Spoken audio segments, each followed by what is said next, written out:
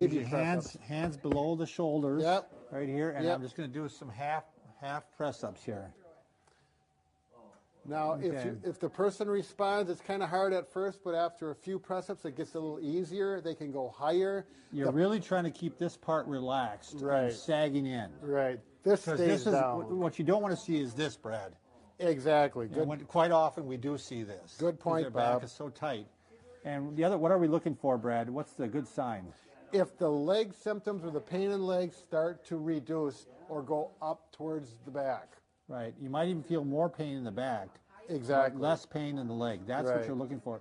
And you're trying to go higher and higher. Just this week, I did this exact same exercise with a patient. She had numbness in her shin. We did 5 of these. She said, "Oh, my shin doesn't hurt anymore. It feels normal." So I said, "Let's do some more."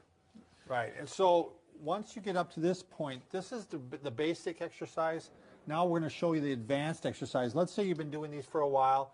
You're kind of stuck. It has helped, but it's kind of stuck. You're still having some pain maybe in the buttock yet. Right. The pain is, the symptoms in the leg are symptom-free. The numbness, the pain is gone, but it's still here, and it's here, and we want to get it all the way to the center right there. So now we're going to take either a belt or a rolled sheet or... Oh, there's one more thing, Bob. Oh, you want to do the sagging one? I want you to lock your hands out. So you're going to get up to the point where you want to make sure that the pelvis is still on the ground. Right here. On the floor. Yeah. And you're going to lock your elbows out and you're just letting it sag like this. And then you want to do... No, you take a deep breath. Okay, yep, then I'll have the person exhale and relax and just think about this going down and in and arching to a maximum, okay?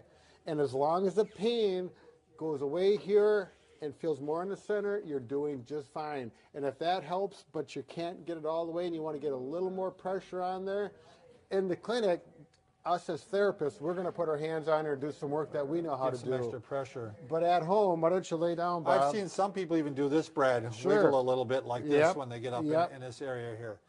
All right?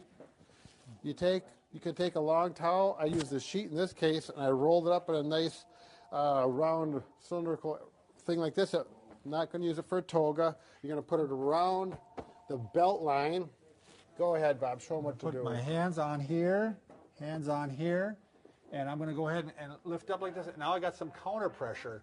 I don't know if they can see this. Can they see it or not?